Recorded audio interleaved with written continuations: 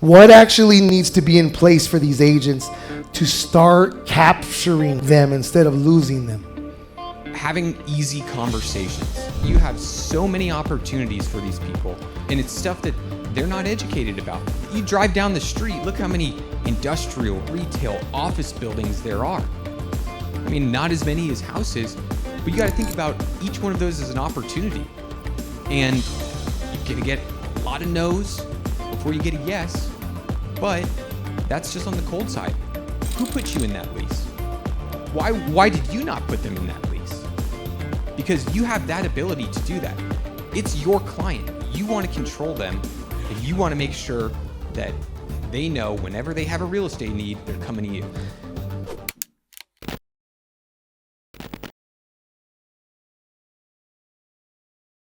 And this leads me right to you, Griff. Griff is my number one SBA guy. Just flew in from Napa. I'm not going to tell all of your biz, but there's nobody in the world. He has 2 young children. How old are you? 32. You're one of the top performers in this nation. And you'll never tell anybody that. And I'm sorry that I'm telling everybody that. I never get him out here. I'm telling you guys, this is very special to me. You guys don't understand. I'm 51 years old, okay? I'm not going to I would never refer to you as my son, but I will. This guy is linear, one of the hardest workers that you'll ever see, and knows the business. I know his old boss very well. His old boss went on. He took an assistant role for how long? 18 months. 18 months.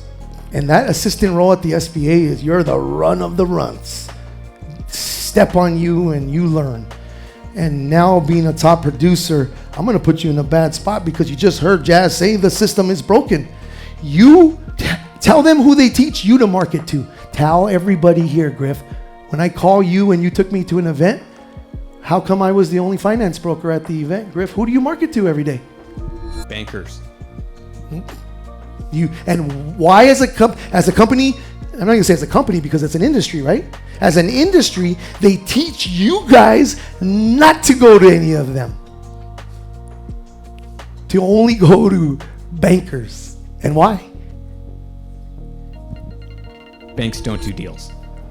That's the end result. The banks will have all the money in the world because they have to adhere to certain federal guidelines when they donate to nonprofits and all that. But for the most part, the banks aren't doing deals for your clients in here, not for my clients. I know that for a fact. Okay, and that's why they are taught that way. I'm not going to compete in that world. So what we've done as a company is we've gone into the weeds and said, how do we raise you as a real estate community at a whole new level? So Griff, let's go right at it then. How often are you seeing deals that cross your desk, because I see them on my desk, after they've already fallen apart at 10 different places? Every day. Every day. How many millions of dollars are you seeing a week? The truth. You only. I mean, anywhere from like $3 to $5 million. $5 million a week, right? A week, yeah. Okay. And so he's just told you he's seeing these deals all the time. So what Jasmine has experienced, it's not rare at all. So when you look at these deals, Griff, so you're looking at them, right? And are they actually bad deals, or are they just deals that are not understood? They're deals that people look at, and just because it's not the tiniest square in a square hole, they're done. People don't want to do hard things. People don't want to spend their time trying to do deals. People don't want to pick up the phone. It's the most frustrating thing to me in the world. If you want to do business with me, if you don't pick up the phone, I'm not going to do deals with you. I'm not going to call you 3 or 4 times. I might call a borrower 3 or 4 times if they're not getting me what I need, but I'd rather move on. And to the point where people are turning these deals away. They're not bad deals. They might require a little more time, a little more effort, a little more structure. Chris and I are closing a deal on Friday that we submitted in September. And I wanted to quit this deal like 3 times. So I'm not gonna lie. Him and everybody else. And I was talking to Chris, I was talking to AZ about it. It's so fulfilling because we could have given up because everyone else gave up on him. But now we're closing this deal for them. They get to own the building. And at any point, they could have punted on us. We could have walked away. I guarantee you no other lender would have done an SBA loan on this, just based on the work that it took alone. And so, to my, wife's chagrin, Chris calls me 10 o'clock at night on weekdays and stuff like that. Pick up the phone. Sometimes I'll tell him, I'll pick up the phone and I'll tell him to piss off. Yeah. But you pick up the phone and on a $300,000 deal, by the way, we've lost, as a company, we've lost money on that deal already. But like he just said, to the fulfillment of getting that deal done. Yeah, because guess what? You get one deal done for one person one time, people remember that. The same way that you have the trust from selling somebody a home, once you do that with a commercial property, or say you talk to them, they're like, hey, you helped me with this. Don't be scared because you're like, oh, maybe I haven't done that. Be confident and say, I have a resource that's gonna help us get this done. And you are still instrumental in the whole process because you have that trust. They don't know Chris. They don't know me. They know you. And once you have the ability to demonstrate that you can execute and you get that confidence, one deal leads to 3, leads to 5, leads to 10, and you start pissing off the commercial brokers, and that's the best place. I love hearing that from him because I never thought I would hear that from him. If you don't qualify, we're going to tell you right away. But we're going to give you a roadmap of how to qualify. So that way you have a 6, 12, 18-month plan. That's the best part. And if you do qualify or if you're close to qualifying, we're going to say yes. Or a yes, but you have to do this. And so we want to give you options. We're not trying to force you into one singular thing or do one thing. We want something that works for everyone involved. So why does this keep happening? Why are these opportunities continuing to get missed at their level right here? Why are they missing deals? I'm looking at 5 of you right here. I'm actually looking at you 3 dudes right now, and Marcos being one of them, because I already know where he comes from. I'm only saying him because I know he's got deals in him, because I know where he comes from. And so why are they missing deals, dude? Why? In the first place? I think because the silos. Yeah. I'm not going to say you're stuck, but right now that's what you know. That's what you're comfortable with. And I'm here to tell you it's not that different. You know what? It's 4 walls and a roof. It's all the same. And if you have the right resource and you have the right help, you can get a commercial building sold. And the other thing is too, it's how many of you have sold a home or done a home loan to someone that you know is a business owner? How many? Raise your hand. How many? Yeah. That's the easiest thing. You could pick up the phone right now. Hey, how's business? Are you leasing your property? What's your lease term? Oh, your lease is coming due. Have you ever thought about buying? Who put you in that lease? Why did you not put them in that lease? Because you have that ability to do that. It's your client. You want to control them, and you want to make sure that they know whenever they have a real estate need, they're coming to you. And so if this isn't about the agents not caring, right? Because it's not about them not caring. No. Because they all care, I think. Except for a couple of them. So it's not about them not caring. It's that the system is not built to support them in this. And so if these opportunities are there and they're being missed, obviously, I could pick up the phone and get 25 deals like that. You know that. They're being missed. What actually needs to be in place for these agents to start capturing them instead of losing them? Having easy conversations. Where do you have lunch? Does that person own that building? When you went to the nail salon, you've been going there for 20 years. I never even thought of that. You drive down the street, look how many industrial, retail, office buildings there are. Not as many as houses, but you got to think about each one of those as an opportunity.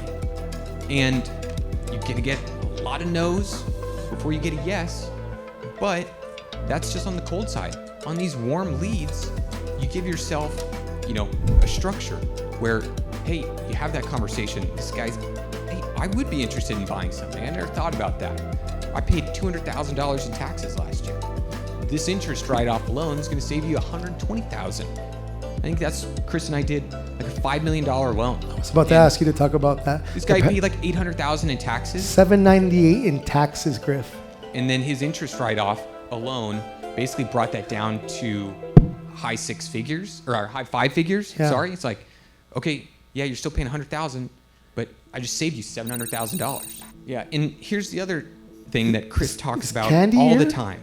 No, not is yet. Chris says, well, you know, you might buy a home, that's your forever home. Well, you want to buy a business, you want to retire. Your business is doing great. So you tell them, hey, you go buy this building, then you sell your business when you're ready to retire, and you lease out the building. And so you're making $10,000 a month on the lease payment. You still own that for your family, for your kids. You have so many opportunities for these people, and it's stuff that they're not educated about.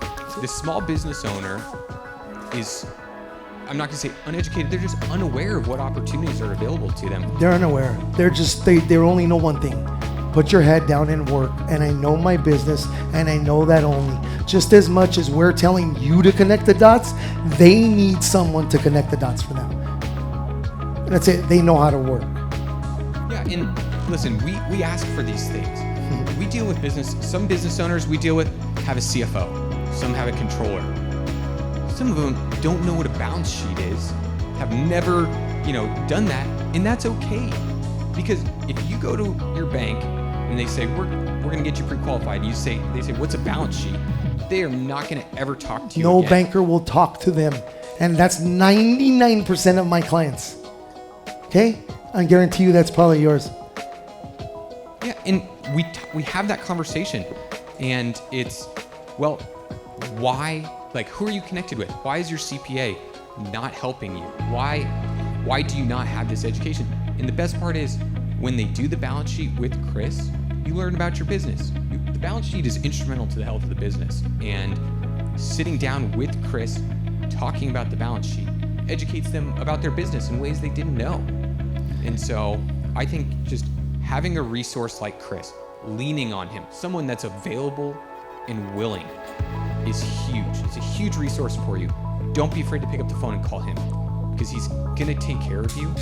And I think that's huge. By the time a deal comes to me from him, I just know that it's gotten the proper treatment. In the same way that I have to take care of him, I know he's got to take care of 5 people.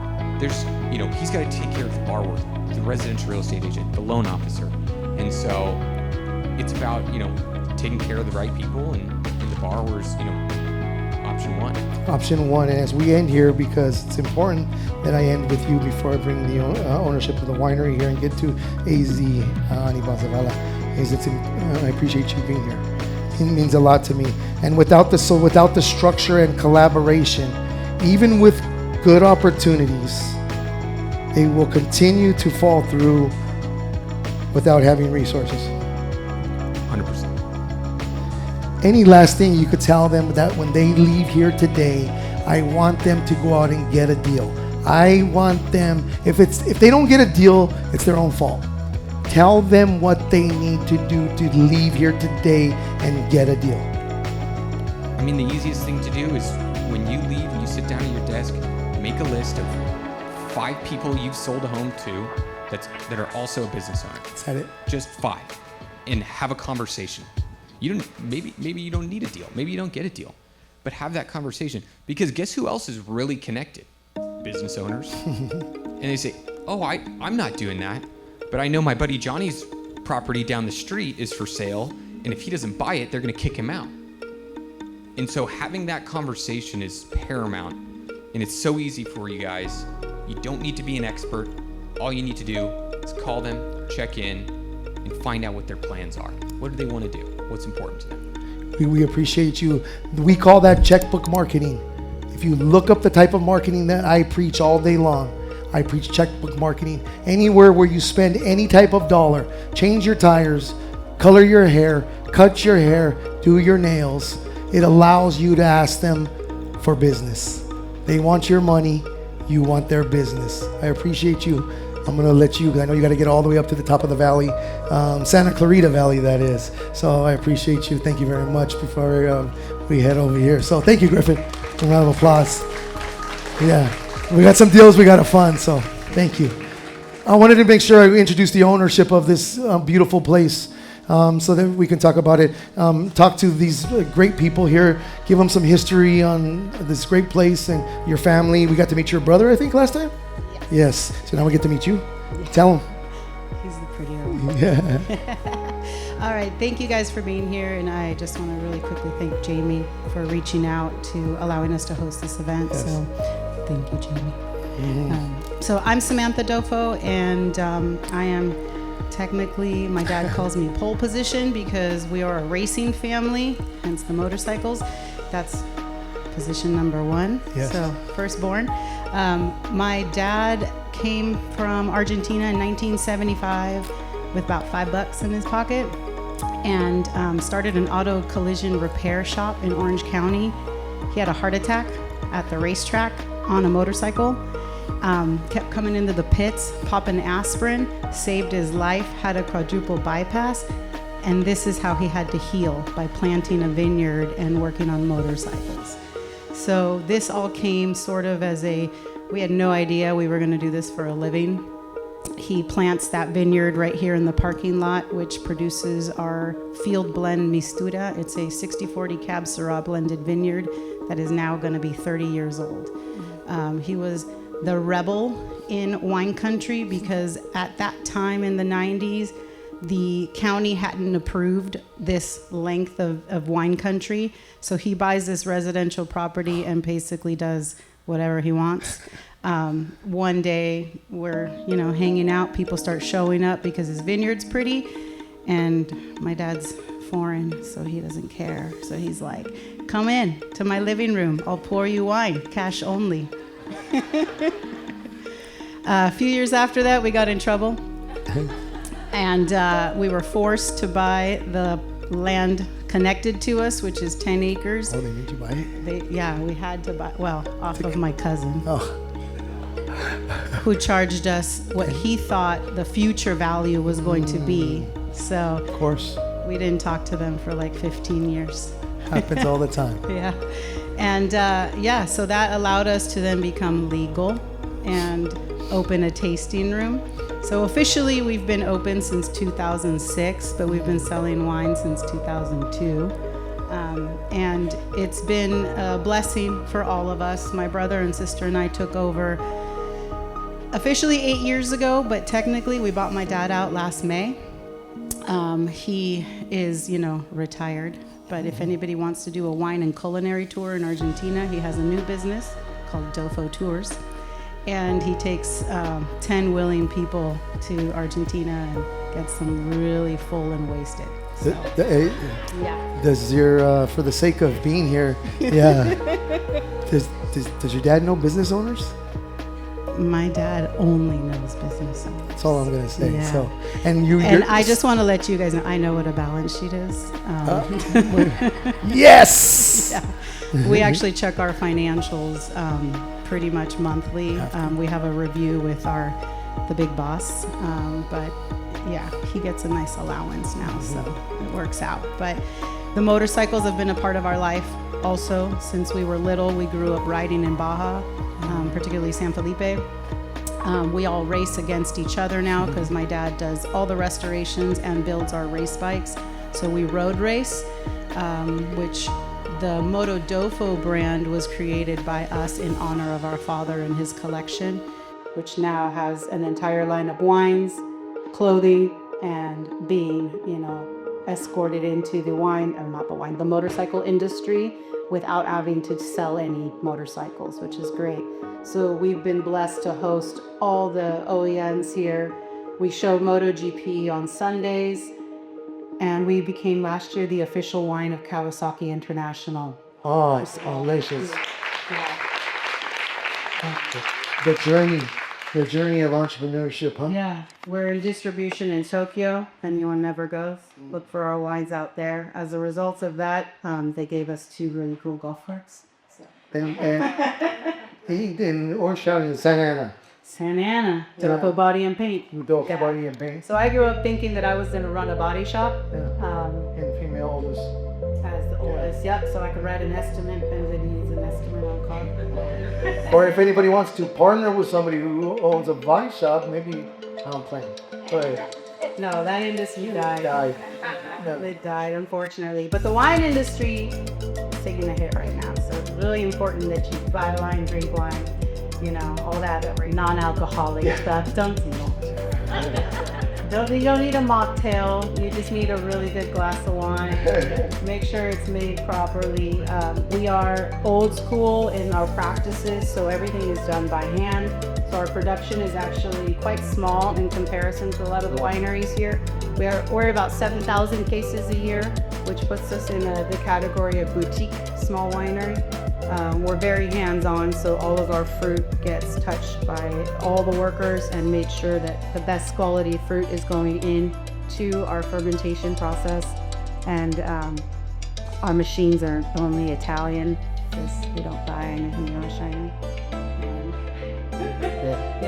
He's a purist. What can I say? And lastly, tell them what you have in regards to. We're talking about. Do you mind telling them about this? No, that's fine. Please, just So tell them we do a lot of private label wine. So if anybody's ever interested in labeling their own bottle, we can help with the creation of your private label, and then obviously you buy the wine. We'll hold it for you if you need us to, but we'll label it and ship it to whoever you want, or you can come and pick up as many bottles as you want, and then you can gift those. We've done a lot of partnerships with real estate agents in the past where they gift their own bottle of wine to their buyers. Obviously we do it from Kawasaki tea, but we do small scale. A minimum of 50 labels is all that we require, so nothing crazy. Nice. But also, I sit on the executive board for Visit Temecula Valley. So if anybody wants to leave any information, I'm on the chamber, I'm on Rotary, and obviously our board members are all winery owners, as well as local businesses, hospitality industry, hotels, all that such. So I'm sure I can help you guys network if you're looking for Al Jazeemani's out here. Not us.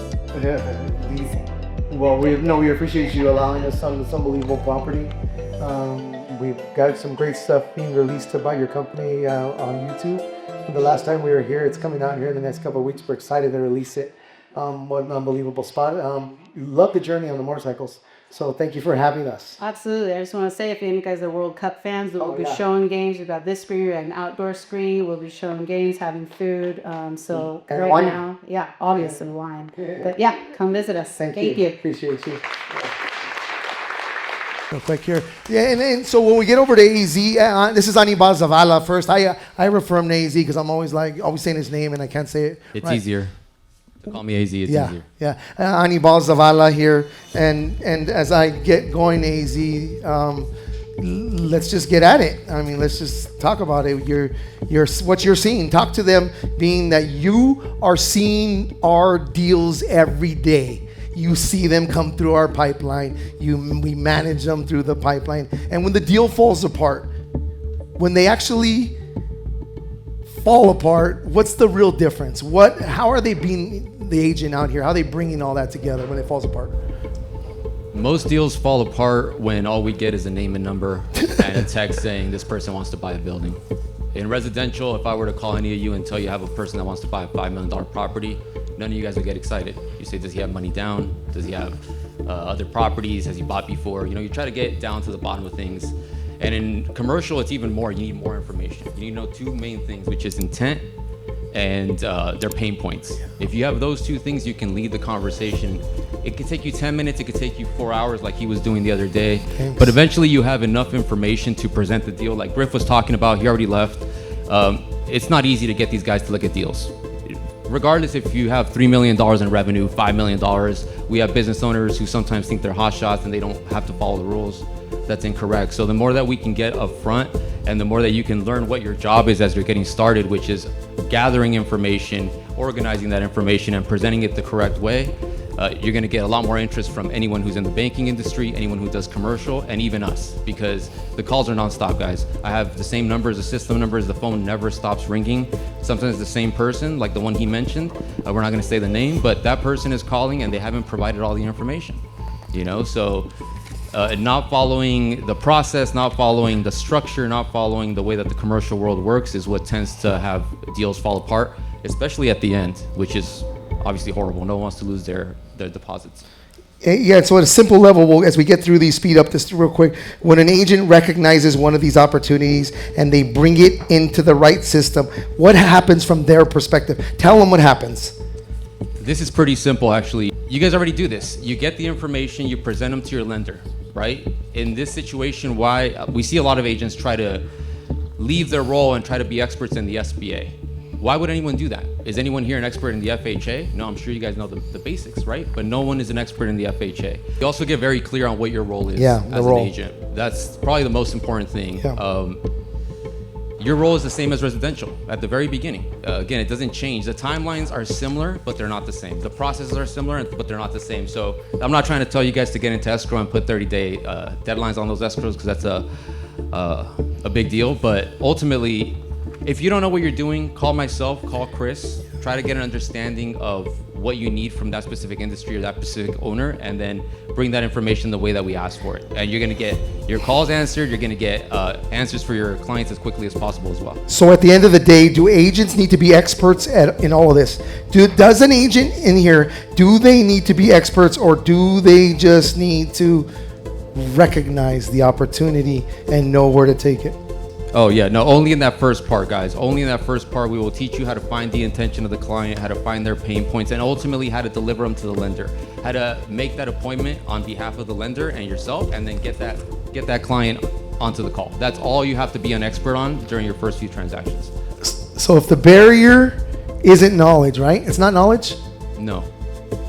It's just awareness and access.